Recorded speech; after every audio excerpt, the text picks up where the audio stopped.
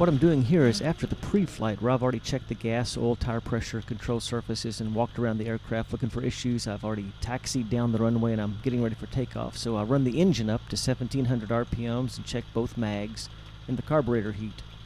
Flying consists of a lot of checklists and procedures. It's important to go through all of these each time you fly. So then I'm checking my carb heat. I pull it out, make sure that I get the proper rate of drop in RPMs. And then I'm going to check the heading indicator next.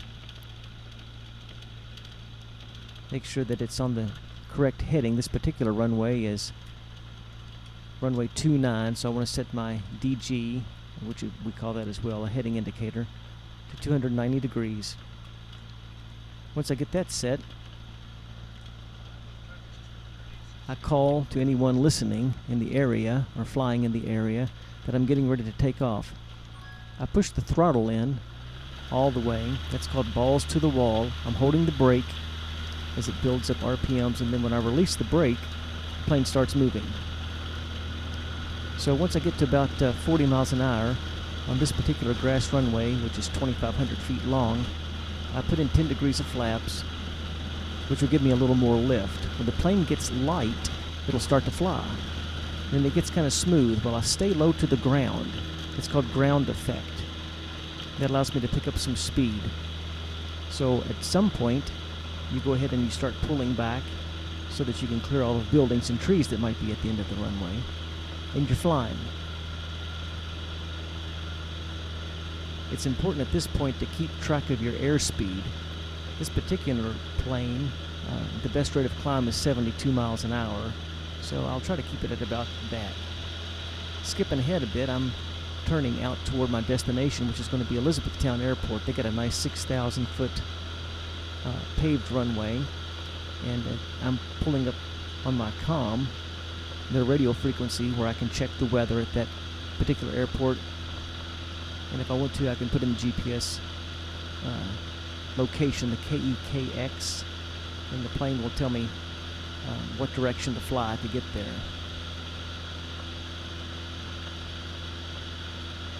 I've flown to this particular airport so many times I don't really have to think too much about it.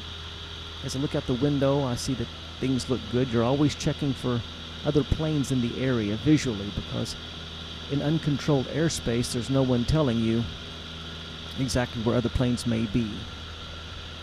So as I arrive at E-Town, I skipped ahead here, I'm crossing midfield. So I'll call on the radio and tell them that I'm crossing midfield for a downwind, touch and go on runway 23.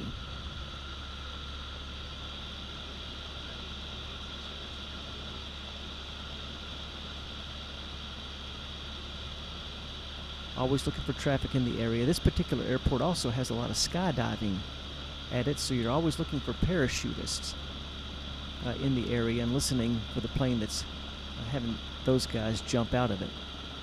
Once I get a beam the numbers, which I see the 2-3 out to my left, I'll add 10 degrees of flaps. And I'm getting prepared to turn left base, which means I'm going to turn left. I'm making a big square before I land.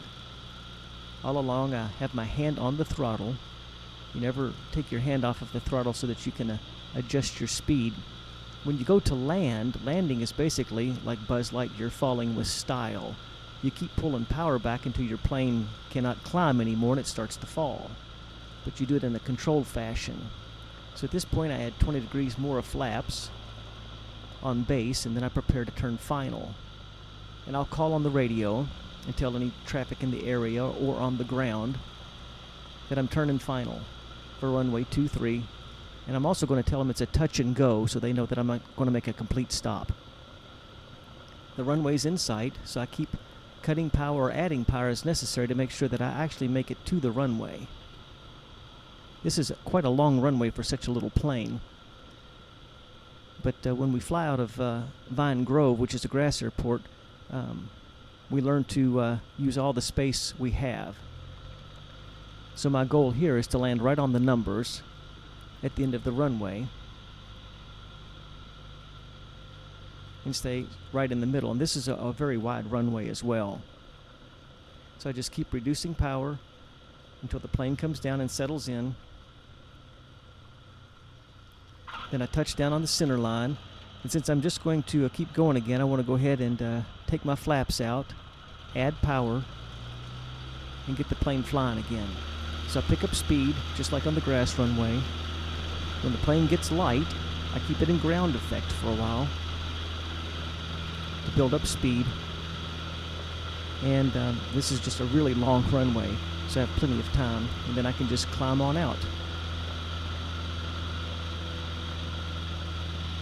Always looking for traffic in the area, anybody on the ground or around.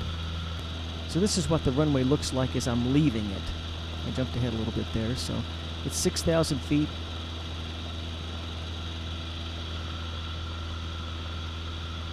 But it's a beautiful day this day when I'm flying, and I'll be changing my comm back to the frequency of the destination airport, which is going to be Vine Grove. And I'm on my way back.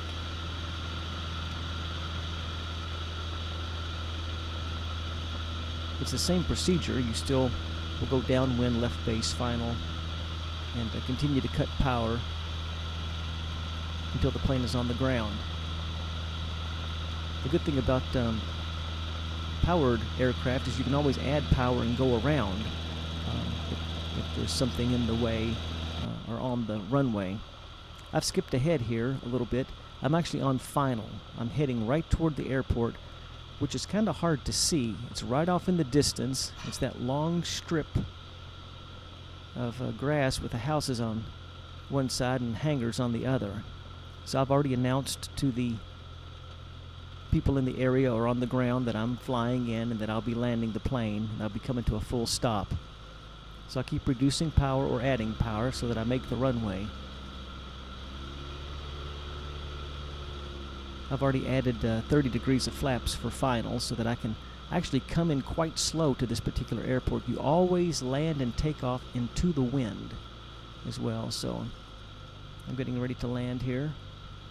This particular plane with full flaps can land at about 50 miles an hour.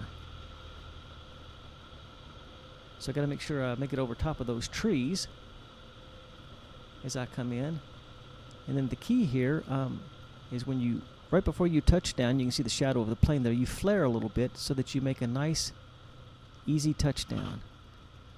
And on this particular strip, the grass helps slow you down quite a bit, so I probably won't even have to use the brakes before I get to the hangar. I'll go ahead and start doing a few things like taking my flaps back out, which actually helps with braking if I need it. So I continue to coast down the runway until I make it to my hangar where we'll actually park the plane. You hear a lot of things with planes talked about, and the main thing that you're looking at on the screen is what's called the 6-pack. You have your 6 gauges, the airspeed indicator, your attitude indicator, your altimeter, vertical speed indicator, and your heading and turn coordinator. Pilots have to be very familiar with all 6 of those. So as I'm approaching the hangar, I'm reducing my speed. Of course, you're always watching for anything that might be on the runway, from people to animals to just anything, sometimes even grass mowers. So I turn my plane into the hangar, and once again, there's even a procedure for shutting the airplane down. It's important that you follow all the procedures. We always run the aircraft engine up a little bit to burn off any lead that may have accumulated on the plugs. We turn off our avionics, our intercom. We pull the mixture. We'll actually shut the plane off. At that point, we can turn off the key and shut the plane down. So I cut that video down to about 10 minutes to give you a quick overview of what it's like to fly for a pilot. I've left out lots of things here and there, as other pilots will probably note in some comments, but that's the long and short of it. If you ever want to learn to fly, it's not as expensive as you think, and it's not as difficult as you think. You just follow your procedures and checklists, and just go flying.